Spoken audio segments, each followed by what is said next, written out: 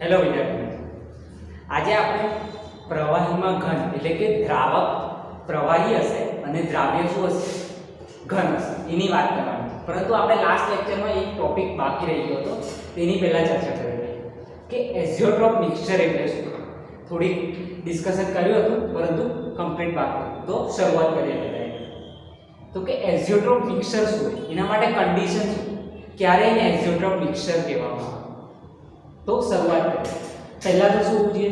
દ્વિઅંગી દ્રાવક હોવું જોઈએ, એટલે કે એક જ દ્રાવક અને એક જ દ્રાવ્ય હશે. બરાબર, સિમ્પલ. અને એ બંને શું હોવા જોઈએ? પ્રવાહી, એટલે બંને બાષ્પશીલ ઘટક હશે. પ્રવાહી હોય, દ્રાવક ને દ્રાવ્ય બંને શું હશે? પ્રવાહી હશે. ત્યારે શું કહીશું આપણે? એઝિયોટ્રોપ મિક્સચર. આ પહેલી કન્ડિશન. બીજી કન્ડિશન શું છે? નિશ્ચિત સંગઠન. નિશ્ચિત સંગઠન એટલે શું?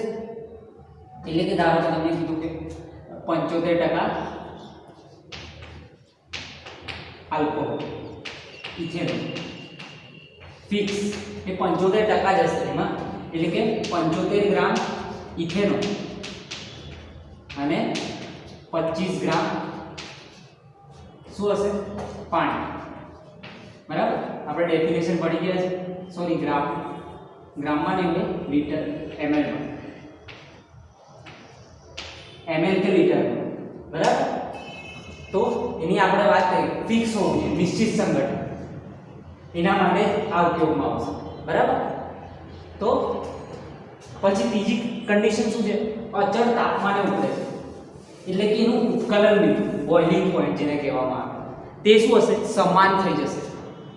મોસ્ટલી હોતા નહીં, પરંતુ સમાન થઈ જશે. દ્રાવક અને દ્રાવ્ય બંનેનો બોઇલિંગ પોઈન્ટ, ઉત્કલન બિંદુ જે હશે તે સમાન થઈ જશે. એટલે શું થશે આનાથી? એનું વિભાગીય નિસ્યંદન નહીં. હવે એક સવાલ, વિભાગીય નિસ્યંદન શું છે? તો વિભાગીય નિસ્યંદન કેવી રીતે દેખાડવામાં આવે? ધારો કે એક બીકર છે, બરાબર, એને બંધ પાત્ર અને અહીં એક નળી દ્વારા, અને અહીં સોલ્યુશનમાં શું છે? દ્રાવ્ય અને દ્રાવક. દ્રાવ્યને આપણે 1 અને દ્રાવકને આપણે 2. બરાબર, તો એ છે. હવે શું હશે? અહીં એક પાત્ર હશે. હવે આને આપણે શું કરીશું? હીટ કરીશું. તો શું થશે? જેનું બાષ્પ દબાણ શું હશે? વધારે, એટલે કે એનું ઉત્કલન બિંદુ ઓછું હશે. હવે ધારો કે ઇથેનોલ અને પાણી લીધું હશે. બરાબર, તો ઇથેનોલ શું છે? એનું બોઇલિંગ પોઈન્ટ કેટલો છે? 353 કેલ્વિન, એટલે કે વોટર કરતાં ઓછું છે. વોટર એટલે પાણી કેટલા પર ઉકળે છે? 100 ડિગ્રી સેલ્સિયસ, એટલે કે 373.15 કેલ્વિન. અને ઇથેનોલ કેટલા પર ઉકળે છે? એનો ઉત્કલન બિંદુ શું છે? 353 કેલ્વિન. તો બોઇલિંગ પોઈન્ટ આનો ઓછો છે, એટલે આનું બાષ્પ દબાણ વધારે છે. બાષ્પ દબાણ એ પણ જોઈ લો. બાષ્પ દબાણ વધે તો એ ઈઝીલી બાષ્પમાં ફેરવાઈ જાય, એટલે કે જલ્દી ઉકળી જશે. બરાબર, તેનો બોઇલિંગ પોઈન્ટ શું થઈ જાય? નીચો, એટલે કે ઉત્કલન બિંદુ. એકબીજાના વ્યસ્ત પ્રમાણમાં કહેવાય કે બાષ્પ દબાણ વધે તો ઉત્કલન બિંદુ ઘટી જશે. તો અહીં શું થયું? હવે ધારો કે એક નંબર છે એ આપણો ઇથેનોલ છે, તો સૌથી પહેલા આપણને અહીં શું મળશે? લિક્વિડ સ્વરૂપમાં ઇથેનોલ મળી જશે. અને હવે પછી પાણી મળશે 100 ડિગ્રી સેલ્સિયસ પર, અને 353 કેલ્વિન પર શું મળશે? પહેલા ઇથેનોલ મળશે. આ શું થયું? વિભાગીય નિશ્ચિત, કે પહેલા ઇથેનોલ મળી ગયું અને પછી વોટર મળી ગયું, એટલે સેપરેટ થઈ ગયા. પણ હવે શું થયું? ઉત્કલન બિંદુ સમાન થઈ ગયા. ઉત્કલન બિંદુ બંનેના સમાન થઈ ગયા. તો હવે જ્યારે હીટ કરશું ત્યારે શું થશે? બંને એક જ સાથે ત્યાં આવી જશે, એટલે મિશ્રણનું મિશ્રણ જ રહેશે. સેપરેટ આપણે કરી શકીએ નહીં. એટલે કે જ્યારે બોઇલિંગ પોઈન્ટ દ્રાવક અને દ્રાવ્યનો સમાન થઈ જશે તો એને આપણે વિભાગીય નિશ્ચેદનથી સેપરેટ નહીં કરી શકીએ. બરાબર, એટલે કે અચળ તાપમાને, એક જ ફિક્સ તાપમાને ઉકળી જશે બંને. એ જ્યારે એનું નિશ્ચિત સંગઠન હશે ત્યારે. એ ક્યારે હશે એની ચર્ચા આપણે કરીશું. બરાબર, ચોથો પોઈન્ટ એ શું છે? દ્રાવ્ય અને દ્રાવ્યના મોલ જે હોય છે, મોલ અંશ, એટલે કે એનું સંગઠન કહેવાય એક પ્રકારનું.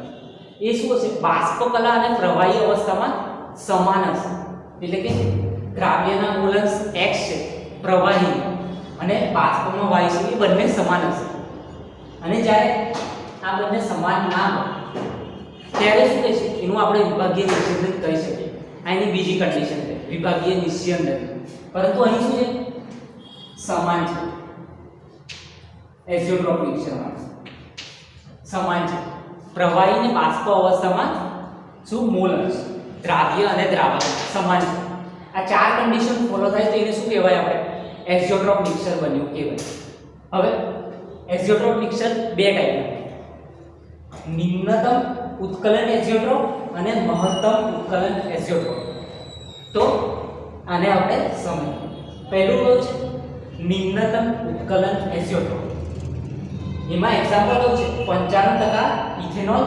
પાણીનું એટલે કે પાણી શું હશે પાણી 5 ml હશે અને 95 ml શું હશે ઇથેનોલ એ રીતે વાત કરીએ ml ની કન્ડિશનમાં અથવા પછી મોલ ફ્રેક્શન ની રીતે પણ આપણે લખી શકીએ હવે ધારો કે કોઈના મોલ 0.3 છે બરાબર બે દ્રાવણ તો આના મોલ શું થશે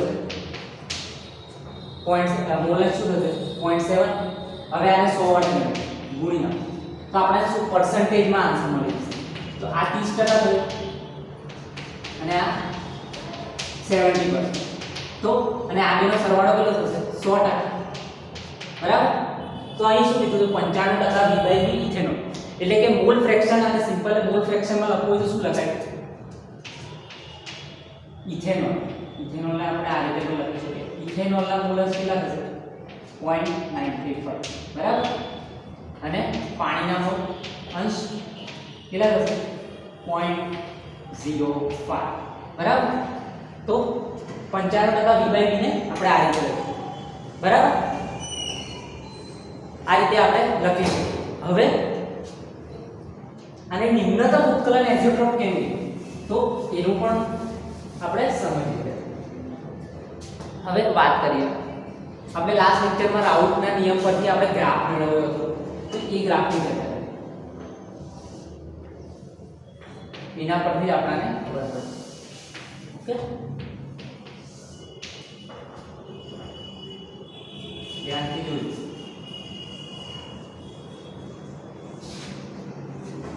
બરાબર હવે આપણે બાષ્પ દબાણ ઇથેનોલનું બાષ્પ દબાણ વધારે છે આપણને ખબર છે એ જલ્દી ઉકળી જાય છે એટલે એનો બોઇલિંગ પોઈન્ટ ઓછો હશે અને બાષ્પ દબાણ શું હશે વધારે એકબીજાના ઇન્વર્સમાં ચાલે છે બરાબર એ તમને ખબર છે તો આ માની લો કે ઇથેનોલ છે શુદ્ધ ઘટક ઇથેનોલ નું બાષ્પ દબાણ અને આ શેનું છે વોટર પાણી તમે ગ્રાફ ભણી ગયા છો એટલે સમજાવતું નથી બરાબર અહીં શું હશે ઇથેનોલ એટલું જ તો અહીં માત્ર ઇથેનોલના મોલન્સ શું હશે ઇથેનોલ 1 મોલન્સ અને પાણીના શું હશે 0 અહીં શું હશે પાણીના મોલ 1 હશે અને ઇથેનોલના મોલ 0 હશે બરાબર બરાબર હવે આ શું થયું સિમ્પલ આઈડિયલ સોલ્યુશન પણ આ આઈડિયલ સોલ્યુશન છે આદર્શ દ્રાવણ છે નથી અહીં શું હતું પાણીમાં એડ થયું બરાબર તો આ બંને મિશ્રણની વાત કરીએ તો હાઇડ્રોજન બોન્ડિંગ હતી પહેલા પાણીમાં અંતર્ગત હતી બરાબર તો શું થયું અહીં તૂટી ગયું તો એટલે કે હાઇડ્રોજન બંધ તૂટી ગયા પાણીના જે હતા એકબીજા સાથે પાણી મોલેક્યુલ સાથે પાણી અણુ સાથે અને ઇથેનોલના પણ જે પાણી અણુ ઇથેનોલ સાથે હતા એ પણ હાઇડ્રોજન બંધ તૂટી ગયા તો આકર્ષણ ઘટી ગયું તો આકર્ષણ ઘટી ગયું તો શું આવે આકર્ષણ ઘટી જાય તો શું આવે ધન વિચલન થાય આપણે જોયું હતું આકર્ષણ ઘટી ગયું તો બાષ્પ દબાણ શું થશે વધી જશે એટલે બાષ્પ દબાણમાં જેવું હશે એના કરતાં શું હશે વધારો જોવામાં મળશે બરાબર તો આપણે ટોટલ વિશે વાત કરવાની છે બીજી અત્યારે જરૂર નથી તો આ શું થયું અને લાસ્ટ લેક્ચરમાં આપણે ભણ્યા બે પ્રકારના ગ્રાફ આવે આવો પણ ગ્રાફ આવે જે આના બાષ્પ દબાણ કરતાં ઓછું હોય એ લોકો એઝોટ્રોપ બનાવતા નથી આપણે ડિસ્કસ કરી ચૂક્યા તો એની વાત નહીં હવે શું થયું જ્યારે મોલ અંશ કેટલા હશે 0.95 અહીં કેટલા છે ઇથેનોલના 1 છે. હવે આમાંથી ઘટાડતા જઈશું ત્યારે થશે અને એ પાણીના પણ થોડાક વધારશે એટલે કે આ પોઈન્ટ પર બરાબર આ પોઈન્ટ પર શું થશે એઝિયોટ્રોપ મિક્સચર થશે કે એ તાપમાને બાષ્પ દબાણ સૌથી વધારે હશે. જો બાષ્પ દબાણ વધારી ગયું જે હતું એના કરતાં વધી ગયું બરાબર તો શું થયું હવે આના જ રિલેટેડ આપણે ગ્રાફ દોરીએ ટેમ્પરેચર બરાબર આ જો અહીં શું છે બોઇલિંગ ઉત્કલન બિંદુ. હવે આ કેટલું છે આપણે માની લઈએ 373.15 છે શું છે પાણીનું બોઇલિંગ ઉત્કલન બિંદુ અને આનું કેટલું છે 353 કેલ્વિન બરાબર આ મેજર લાઈન. હવે શું થયું આના કારણે બાષ્પ દબાણ વધી ગયું. બાષ્પ દબાણ વધે તો શું થાય ઉત્કલન બિંદુમાં ઘટાડો આવે તો આ બિંદુ પર શું થશે જ્યારે મેચ કરીશું તો આ જે ટેમ્પરેચર હતું એના કરતાં પણ શું થશે ડિક્રીઝ થશે. વેપર પ્રેશર ઇન્ક્રીઝ થયું બાષ્પ દબાણ વધી ગયું તો બોઇલિંગ પર શું થશે ઘટશે. આપણે જો વ્યાસ પ્રમાણ તો એટલે ઘટીને આવો ગ્રાફ શો કરશે. તો આ પોઈન્ટ આ એના સાથે રિલેટેડ ટેમ્પરેચર કેટલું હશે આ તો મોલાન્સ છે જે સેમ જ હશે.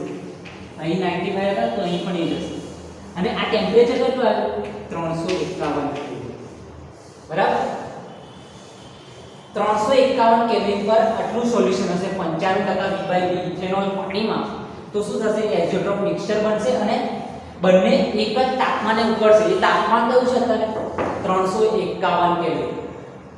તો એ શું થયું આના કરતાં ઘટી ગયું ઉત્કલન બિંદુ આના કરતાં પણ ઘટી ગયું 2 કેલ્વિન તો શું થયું ઘટાડો આવ્યો તો એને શું કહેવાશે નિમ્નતમ. નિમ્નતમ ઉત્કલન બિંદુમાં ઘટાડો આવ્યો એટલે શું આવ્યું નિમ્નતમ ઉત્કલન એઝિયોટ્રોપ બરાબર એના પરથી આ નામ આવ્યું બરાબર. તો એનું એક્ઝામ્પલ શું છે 95% V/B ઇથેનોલ પાણીમાં 351 કેલ્વિન અચળ તાપમાન પર એ બંને ઉકળી જશે. બંનેનું અહીં પાણી પણ ઉકળી જશે અને ઇથેનોલ પણ ઉકળી જશે જ્યારે આટલું સંગઠન હશે ત્યારે 95% આ મોલન્સ હશે ત્યારે બરાબર. તો આ શેની વાત થઈ નિમ્નતમ ઉત્કલન એઝિયોટ્રોપની વાત થઈ. આટલું જોઈ લો પછી આપણે મહત્તમ ઉત્કલન એઝિયોટ્રોપની વાત કરીએ.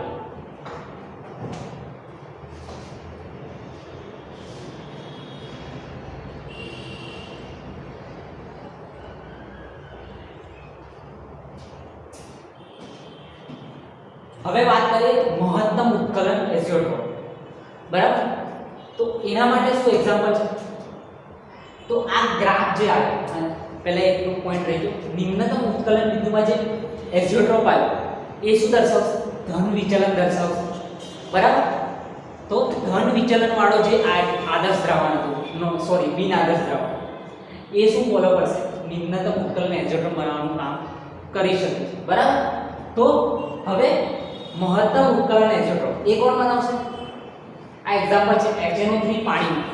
હવે સ્ટ્રોંગ એસિડ વિથ વોટર તો એનું આપણે વાત કરી હતી કે શું ઋણ વિચલન દર્શાવે છે બરાબર આપણે જોઈ ગયા છે તો તેની વાત કરીએ.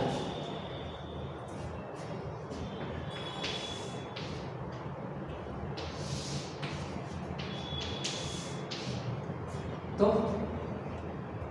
એમાં પણ HNO3 છે એનું શું છે ટેમ્પરેચર બોઇલિંગ પોઈન્ટ જે છે એનો 383 સેલ્સિયસ છે એટલે કેટલો થયો 83 સેલ્સિયસ.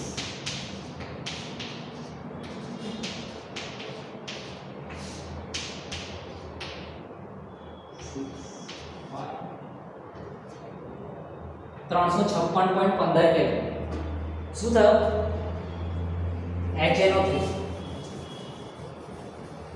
HNO3 નો બોઇલિંગ પોઈન્ટ બરાબર. તો એના માટે પહેલા આપણે ગ્રાફ ડ્રો કરીએ. એનું પણ શું છે બોઇલિંગ પોઈન્ટ શું છે એનો ઓછો છે તો બાષ્પ દબાણ એનું પણ વધારે હશે PHNO બરાબર. તો આની જે આપણે વાત કરીએ નીચેની વાત નથી કરતા બરાબર. તો હવે શું છે 68% W/W HNO3. તો આને સિમ્પલ રીતે લખીશું 0.68 HNO3 ના હશે મોલ બરાબર અને વોટરના કેટલા હશે 0.30 મોલસના સંદર્ભમાં. તો 68 અહીં શું છે HNO3 ના મોલસ 1 અહીં શું છે પાણીના મોલ બરાબર પાણીના મોલ 0 અને HNO3 ના મોલસ 0 બરાબર. તો હવે શું થયું ઋણ વિચલન દર્શાવશે આપણાને ખબર છે તો ઋણ વિચલન દર્શાવશે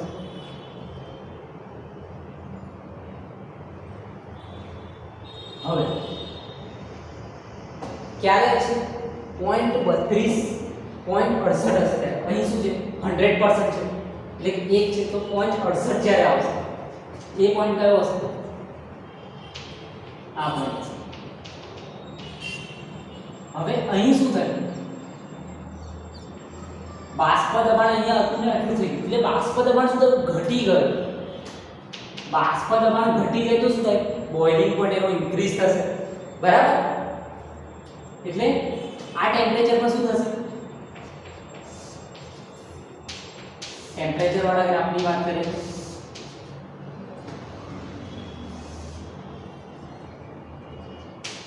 356.15 કેલ્વિન અને આ શું હશે 373.15 કેલ્વિન.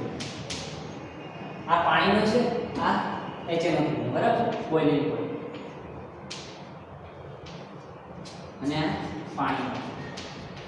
તો હવે શું થયું અહીં બાષ્પ દબાણ ઘટી ગયું અહીં શું હતું આના કરતા વધતું હતું બંને કરતા અહીં શું થયું બંને કરતા ઘટી ગયું બાષ્પ દબાણ. તો શું થશે બોઇલિંગ પોઈન્ટ એનો શું થશે ઇન્ક્રીઝ થશે.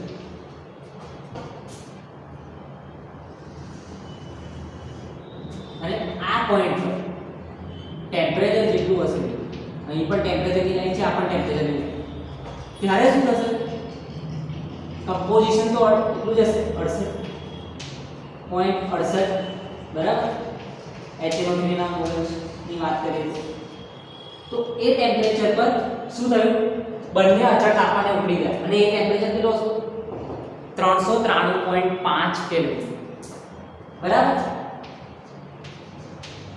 5 કેલ્વિન. તો અહીં શું થયું બોઇલિંગ પોઈન્ટ વધી ગયો તો આને શું કહીશું મહત્તમ ઉત્કલન એસિયોટ્રોપ એટલે ઉત્કલન બિંદુ વધી ગયું તો એટલે શું કહીશું મહત્તમ ઉત્કલન એસિયોટ્રોપ બરાબર. તો આ એક્ઝામ્પલ હતા આ બે ક્લિયર. તો આ વાત છે એસિયોટ્રોપ મિક્સર. હવે આપણે આજનો મેઇન મુદ્દો જે છે પ્રવાહીમાં ઘન એની વાત કરીએ એના પહેલા એક નાનો ટોપિક હેનરીના નિયમની વિશિષ્ટતા એની વાત કરીએ થોડી કે હેનરીનો નિયમ રાઉટના નિયમ સાથે કઈ રીતે સંબંધિત છે તો તેની વાત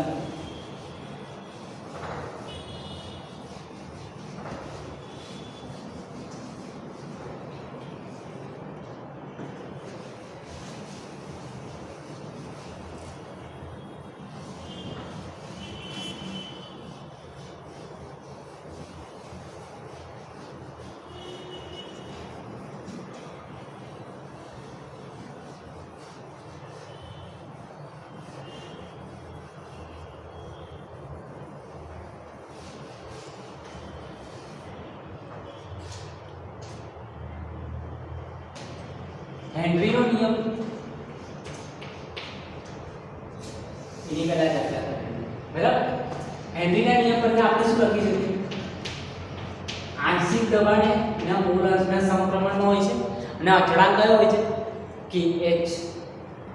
રાઉટનો નિયમ શું કહે બાષ્પશીલ ઘટક અને આ શેના માટે હતું પ્રવાહીમાં વાયુ બરાબર. પ્રવાહીમાં વાયુ માટે હેનરીનો નિયમ અને પ્રવાહીમાં પ્રવાહી એના માટે રાઉલ્ટનો નિયમ શું આવે? શુદ્ધ ઘટકનું બાષ્પ દબાણ અને તેનો મોલ. તો રાઉલ્ટનો નિયમ શું કહે છે? દ્રાવણમાં બાષ્પશીલ ઘટકનું બાષ્પ દબાણ, આંશિક બાષ્પ દબાણ એ તેના મોલ અંશના સમપ્રમાણમાં હોય છે. અને અહીં અચળાંક શું છે? P not. એ શું છે? શુદ્ધ ઘટક જે બાષ્પશીલ ઘટક છે એનું બાષ્પ દબાણ. અને અહીં શું છે? K છે. તો હેનરીનો નિયમ છે બરાબર, જે આપણે ભણી ગયા. અને આ છે રાઉલ્ટ. તો અહીં માત્ર શું ચેન્જ આવે? અહીં જે કોન્સ્ટન્ટ છે, અચળાંક છે, એની વેલ્યુ શું થઈ ગઈ? KH = P note. આપણે P1 લખી દઈએ કેમ કે દ્રાવક વિશે વાત કરી લઈએ આપણે. તો 1 આપણે દ્રાવક માટે લખીએ છીએ બરાબર. તો એના વિશે વાત કરીએ. તો આ શું થયું? હેનરીના નિયમની વિશિષ્ટતા. એટલે કે રાઉલ્ટનો નિયમ શું છે? એક હેનરીનો નિયમનો વિશિષ્ટ કિસ્સો છે કે જ્યાં KH = શું થાય છે?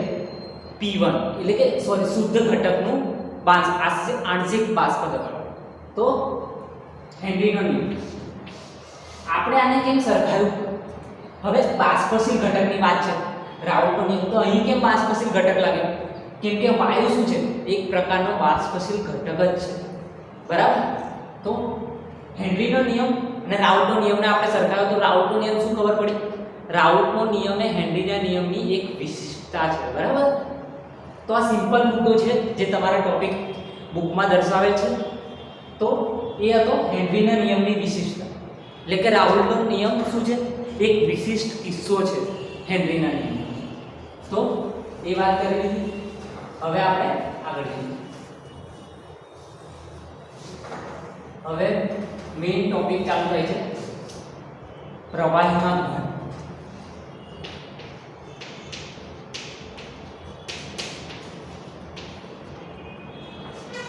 આપણે જ્યારે ડિવિઝન કર્યું ત્યારે પ્રવાહી ઘનમાં ઘન શું છે? હવે અબાષ્પશીલ ઘટક આપણે બાષ્પશીલ ઘટકને ભેગા કરી દીધા બરાબર. પછી વાયુ અને બાષ્પશીલ ઘટકને ભેગા કર્યા. પ્રવાહી વાયુ છે એટલે કે સોરી બાષ્પશીલ ઘટક છે. હવે શું છે?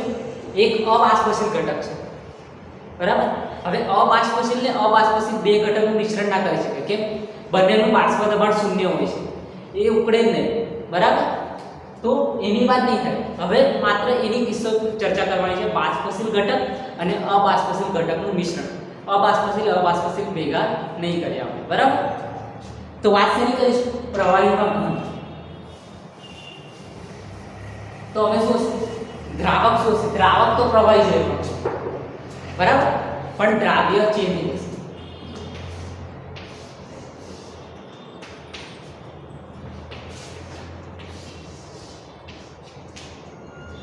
માની લો કે આપણું પ્રવાહી છે બરાબર, શુદ્ધ પ્રવાહી. તો એનું બાષ્પ દબાણ શું હશે? P1 નોટ બરાબર. હવે શું આવી ગયું? ઘન પદાર્થ જે અબાષ્પશીલ છે. તો આનું બાષ્પ દબાણ શું હશે? શૂન્ય બરાબર. આનું બાષ્પ દબાણ શું થઈ ગયું? શૂન્ય થઈ ગયું. આનું બાષ્પ દબાણ શું હતું? P1 નોટ બરાબર. આ શુદ્ધ પ્રવાહી ઘટક છે, શુદ્ધ ઘટક છે જે શું છે? પ્રવાહી દ્રાવ ઘન દ્રાવ. હવે શું થયું? અને આપણે આમાં એડ કર્યું બરાબર. તો શું બન્યું? સોલ્યુશન તો બનવાનું જ છે, દ્રાવણ તો બનવાનું જ છે. તો એમાં શું થયું? સપાટી પર ઘનના કણો આવી ગયા. એક ઘનનો કણ, એક શું થયું? અને જે પ્રવાહીના કણો હતા અહીં એ નીચે રહ્યા બરાબર. તો શું થયું? થયું શું? હવે ઘન પદાર્થ તો બાષ્પમાં જવાનું નથી કેમ કે એનું બાષ્પ દબાણ શૂન્ય છે, બરાબર, એ ઉકળવાનું નથી. તો શું થયું, અહીંની સપાટી પર કેટલા હતા, માની લો કે 6 હતા. હવે આપણે 6 નહીં લીધા, પરંતુ જો 6 અહીં સપાટી પર વધારે અણુ હતા દ્રાવકના, એટલે બાષ્પ દબાણ શું હતું, વધારે હતું. અહીં શું થયું, આ ઘન પદાર્થ આવી ગયો, એ જવા નહીં દે, આ ઘટકને જવા નહીં દે બાષ્પમાં, અને બાષ્પીભવન થવું એ સપાટી પર જ થાય છે બાષ્પીભવન, નીચે નહીં થતું, બરાબર.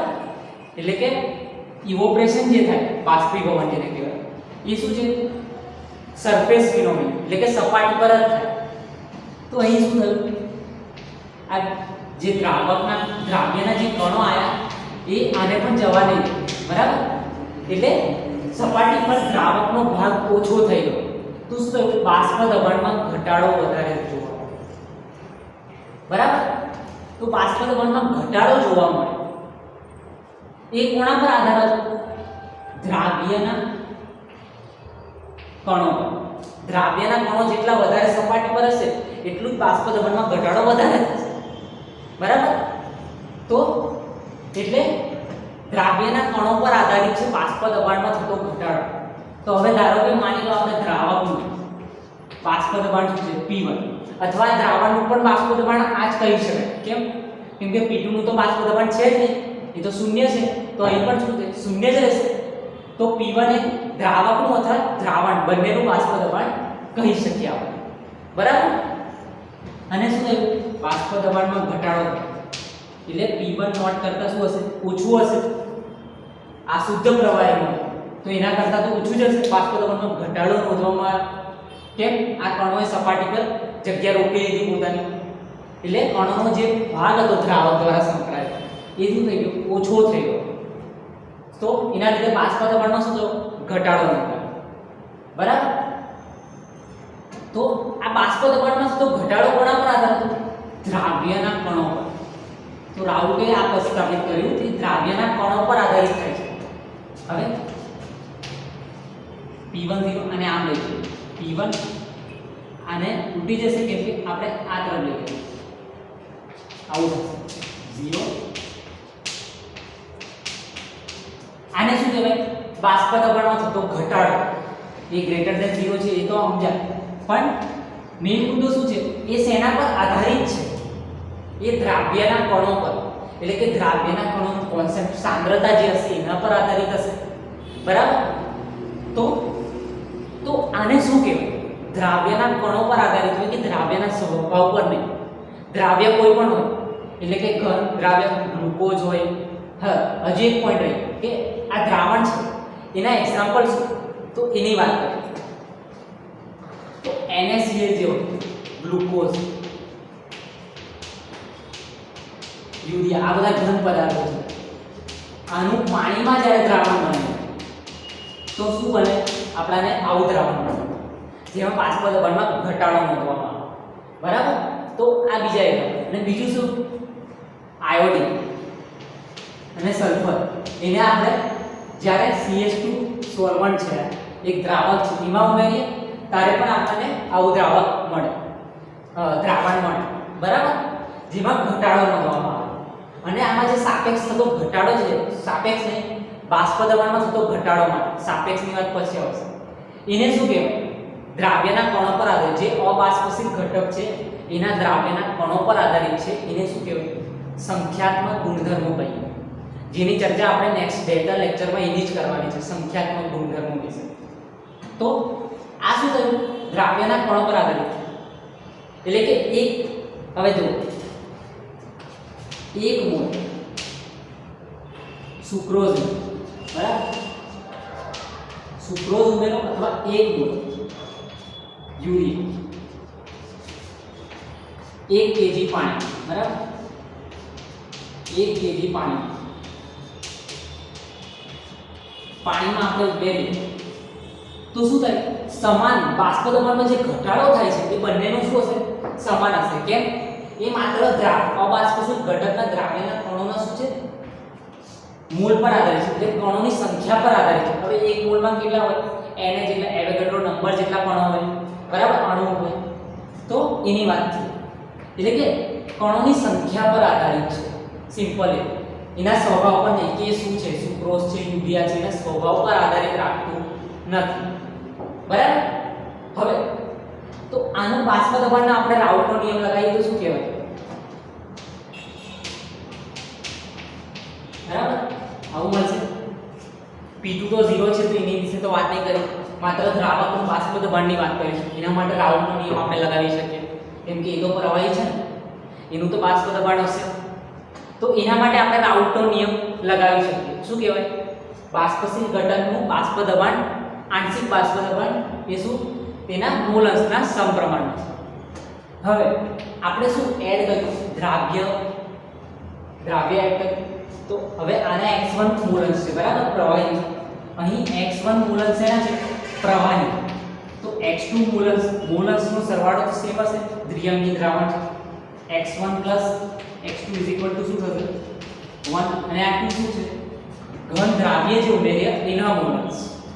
બરાબર. તો એના પરથી આપણે શું લખી શકીએ? આ લખી શકીએ. બરાબર. તો આ વાત થઈ.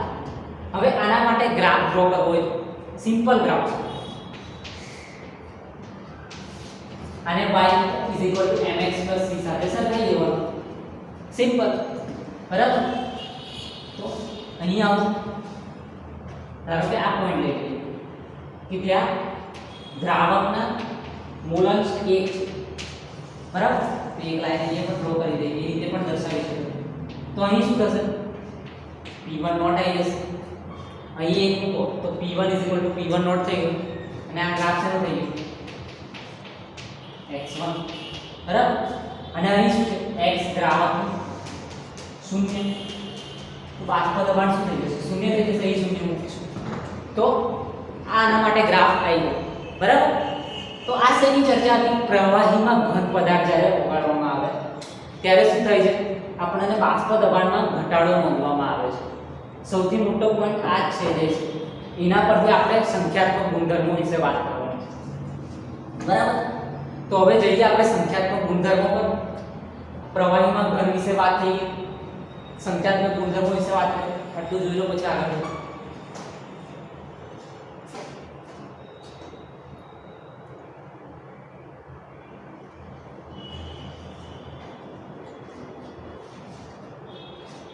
તો હવે શેની વાત કરવાની છે? સંખ્યાત્મક ગુણધર્મો. બરાબર. જે મેઇન ટોપિક છે આ ચેપ્ટરનો, સૌથી મેઇન ટોપિક. એના પરથી JEE એમાં પણ ક્વેશ્ચન આવી શકે. બરાબર.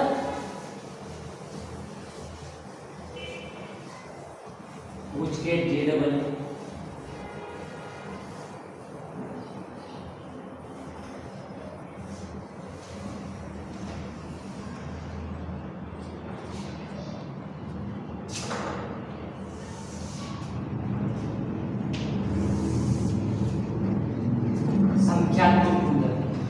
Qualitative property.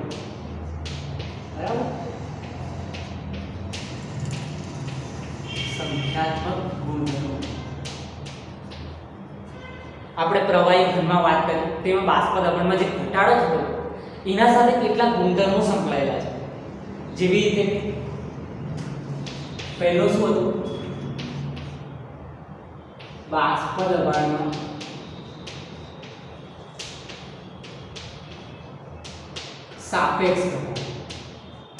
સાપેક્ષ ઘટાડો ની વાત કરીશું. આ શું બાષ્પ દબાણના ઘટાડા સાથે સંકળાયેલ છે? કયા કયા ગુણધર્મો છે?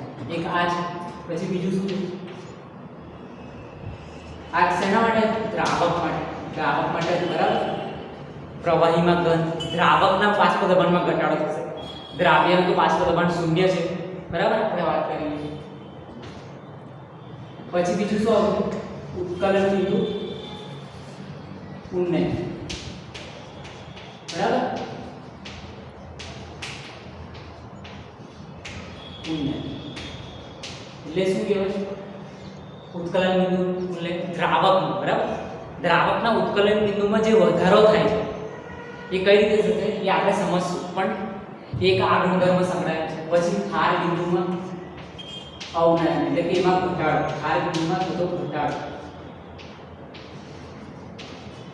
અવનયન. ચોથું શું છે? દ્રાવણનું અભિસરણ દબાણ.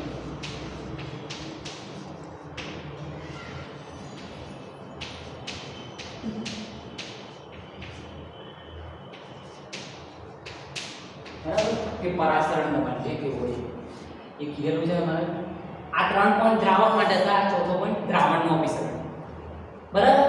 તો આ 4 ગુણધર્મો જે છે એ બાષ્પ દબાણના ઘટાડા સાથે પ્રવાહીમાં જે ઘન ઉમેર્યો એટલે કે બાષ્પશીલ ઘટકમાં અબાષ્પશીલ ઘટક ઉમેર્યો ત્યારે શું થયું?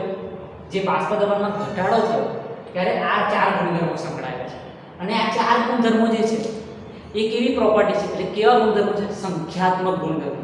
જે માત્ર શું દ્રાવ્યના કણોની સંખ્યા પર, જે અબાષ્પશીલ દ્રાવ્ય આપણે ઉમેર્યું છે એના કણોની સંખ્યા પર આધારિત છે.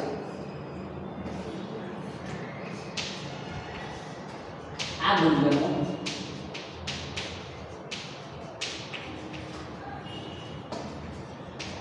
દ્રાવ્યના કણોની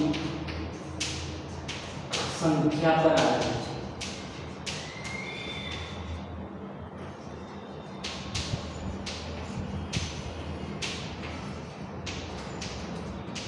નહીં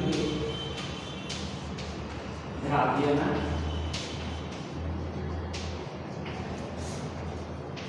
સ્વભાવ. બરાબર. દ્રાવ્યના સ્વભાવ પર આધારિત નથી પરંતુ દ્રાવ્યના કણોની સંખ્યા પર આધારિત છે આ ગુણધર્મ. તો એને શું કહીશું આપણે? સંખ્યાત્મક ગુણધર્મ. બરાબર. તો આજે આપણે શું ભણીશું? બાષ્પ દબાણમાં સાપેક્ષ ઘટાડો. પછી નેક્સ્ટ લેક્ચરમાં આપણે આ 3ની ચર્ચા કરીશું. આજે શું માત્ર બાષ્પ દબાણમાં સાપેક્ષ ઘટાડો એની વાત કરીએ. બરાબર. તો શરૂઆત કરીએ. બાષ્પ દબાણમાં સાપેક્ષ ઘટાડો.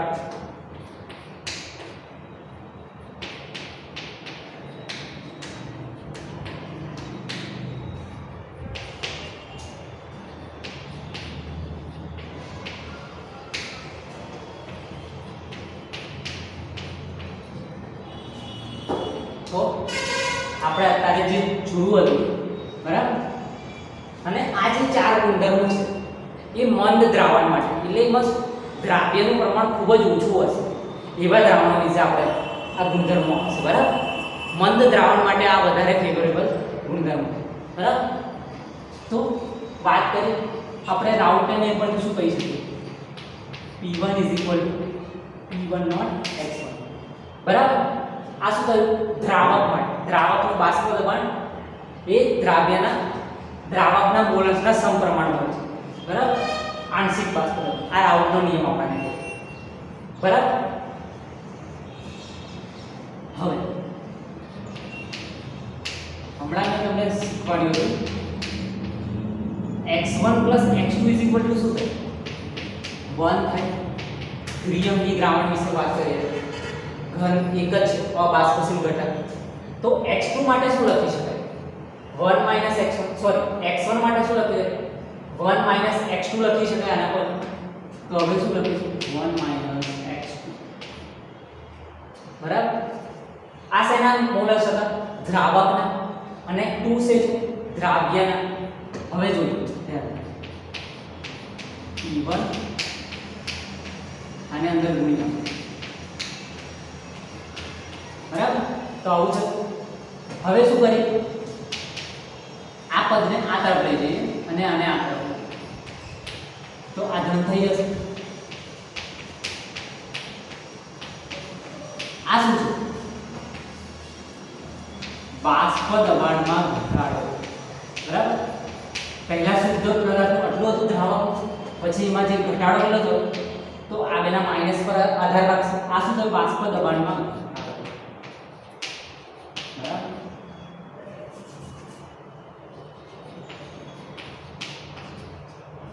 પણ આપણે શું જોઈશું? સાપેક્ષ ઘટાડો જોઈએ છે. એટલે કોની સાપેક્ષમાં? શુદ્ધ પદાર્થને છેદમાં ભાગવાનો. એટલે કે હવે આ બાષ્પ દબાણમાં ઘટાડો. આ ઘટાડાને આપણે શું લખી શકીએ? ડેલ્ટા P1 લખી શકીએ. બરાબર. આ ઘટાડા હવે આને આ તરફ લઈ ડાબી બાજુ લખીએ. ડેલ્ટા P1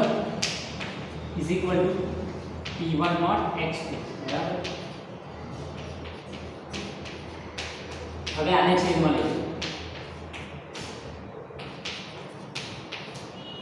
આ જો બાષ્પ દબાણમાં થતો ઘટાડો અને સાપેક્ષ એટલે કે જે શુદ્ધ પદાર્થનું હતું એની સાપેક્ષે આપણે જે ઘટાડો એને શું કહીશું? બાષ્પ દબાણમાં ઘટાડો. સોરી, બાષ્પ દબાણમાં સાપેક્ષ ઘટાડો. સાપેક્ષ એટલે કોઈને રિલેટિવ, કોઈને લેવું પડે રિલેટિવ, બરાબર. તો સાપેક્ષ ઘટાડો શું થયો? H2. H2 શું છે?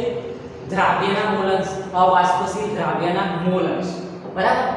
એટલે મોલ અંશ શું છે? એક પ્રકારની સાંદ્રતા છે, બરાબર, કોન્સન્ટ્રેશન ટર્મ. તો એટલે શું થયું?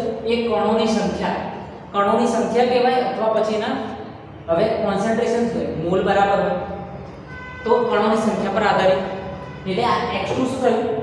કણોની સંખ્યાનો એક ટર્મ થઈ ગયો, સાંદ્રતાનો એક ટર્મ. એટલે આના પરથી આપણે શું કહી શકીએ? બાષ્પ દબાણમાં સાપેક્ષ ઘટાડો એ દ્રાવ્યના કણોની સંખ્યા અથવા દ્રાવ્યની સાંદ્રતા પર આધાર રાખે છે. એટલે આને શું કહી શકાય? આપણે સંખ્યાત્મક ગુણધર્મ કહી શકીએ, બાષ્પ દબાણમાં સાપેક્ષ ઘટાડો. હવે તમારા MCQ માં ક્વેશ્ચન સંખ્યાત્મક ગુણધર્મ કયો છે? ઓપ્શનમાં હોય તમારા પાસે બાષ્પ દબાણ, બાષ્પ દબાણમાં ઘટાડો અને બાષ્પ દબાણમાં સાપેક્ષ ઘટાડો. તો માત્ર આ જ આન્સર એવો છે કે જે સંખ્યાત્મક ગુણધર્મ છે. બાષ્પ દબાણ પણ સંખ્યાત્મક ગુણધર્મ નથી, બાષ્પ દબાણમાં ઘટાડો પણ સંખ્યાત્મક ગુણધર્મ નથી. બાષ્પ દબાણમાં સાપેક્ષ જે ઘટાડો થાય, સાપેક્ષ ઘટાડો જે લખ્યો હોય એ જ આપણો સંખ્યાત્મક ગુણધર્મ છે, બરાબર. આવો ક્વેશ્ચન તમારામાં આવી શકે છે, બરાબર. તો આ શેની વાત થઈ? બાષ્પ દબાણમાં સાપેક્ષ ઘટાડો. હવે H2 નો આપણો ફોર્મ્યુલા લખીએ તો ઘટકના મોલ છેદમાં કુલ, બરાબર, દ્વિઅંગી દ્રાવ્ય. આ શેના માટે? તો એક જ દ્રાવ્ય, અબાષ્પશીલ દ્રાવ્ય એક જ હતું H2. હવે ધારો કે આપણે એક કરતા વધારે દ્રાવ્ય, એટલે કે દ્રાવક તો એક જ હશે પરંતુ દ્રાવ્ય એક કરતા વધારે હોય તો શું થશે? જે બાષ્પ દબાણમાં સાપેક્ષ ઘટાડો છે, બરાબર, તે શું હશે? એ બધા જે દ્રાવ્ય આપણે ઉમેરીએ અબાષ્પશીલ દ્રાવ્ય એના સરવાળા બરાબર હશે મોલ અંશનો. સરવાળા બરાબર બાષ્પ દબાણમાં સાપેક્ષ ઘટાડો હશે દ્રાવકની સાંદ્રતા, સોરી, દ્રાવકના બાષ્પ દબાણ. કેટલા ઉમેર્યા આપણે? n ઘટકો ઉમેર્યા તો તેના દ્રાવ્ય, બરાબર. એક નંબર કોના માટે? તો દ્રાવક માટે, અને પછીના જે બધા ઘટકો હતા દ્રાવ્ય માટે. બાષ્પશીલ, સોરી, અબાષ્પશીલ દ્રાવ્ય. તો 2 3 4 એના મોલ અંશ પર સરવાળા બરાબર આધારિત હશે. આવું લખી શકીએ આ સમજવા માટે. હવે આના પર હવે આપણે શું કીધું? મંદ દ્રાવણ માટે આ વધારે ફેવર છે. મંદ દ્રાવણ એટલે શું? દ્રાવ્યના જે કણો, દ્રાવ્યના મોલ જે હોય એ ખૂબ જ ઓછા હોય દ્રાવક કરતા, બરાબર. એટલે N1 સોરી N2 દ્રાવ્ય માટે N2 આવું, એટલે કે દ્રાવકના મોલ વધારે છે. તો આના પરથી આપણે શું લખી શકીએ?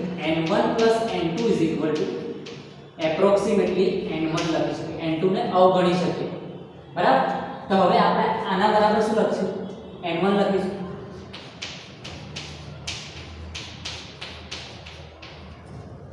તો N2/N1. હવે મોલને શું કહેવાય? વેટ અપોન મોલેક્યુલર વેટ, બરાબર. એટલે આપેલ વજન છેદમાં અણુભાર, અને આ છેદમાં છે છેદમાં W1 અને ઉપર M1, બરાબર. હવે આપણે દ્રાવ્યનું વેટ કાઢવું, દ્રાવ્યનું અણુભાર કાઢવું, સોરી, દ્રાવ્યનો અણુભાર. તો આપણે આ ફોર્મ્યુલાથી કાઢી શકીએ. આ શું છે? દ્રાવ્યનો અણુભાર. તો આવા દાખલા પૂછાશે તો આ ફોર્મ્યુલા પણ ઇમ્પોર્ટન્ટ છે, બરાબર. અહીં શું છે? આ દ્રાવ્યનું વજન દ્રાવણમાં, અને આ શું છે? દ્રાવકનું અણુભાર અને આ દ્રાવકનું વજન. તો આ શું થયું? બાષ્પ દબાણના સાપેક્ષે આપણે કઈ રીતે કેલ્ક્યુલેશન કરીશું દાખલામાં એ જોઈ લીધું, બરાબર. હવે નેક્સ્ટ લેક્ચરમાં આપણે આ બીજા 3 વિશે વાત કરીશું. ઉત્કલન બિંદુ ને, ઠાર બિંદુ, અવનયન અને દ્રાવણનું અભિસરણ દબાણ. બરાબર? ઓકે.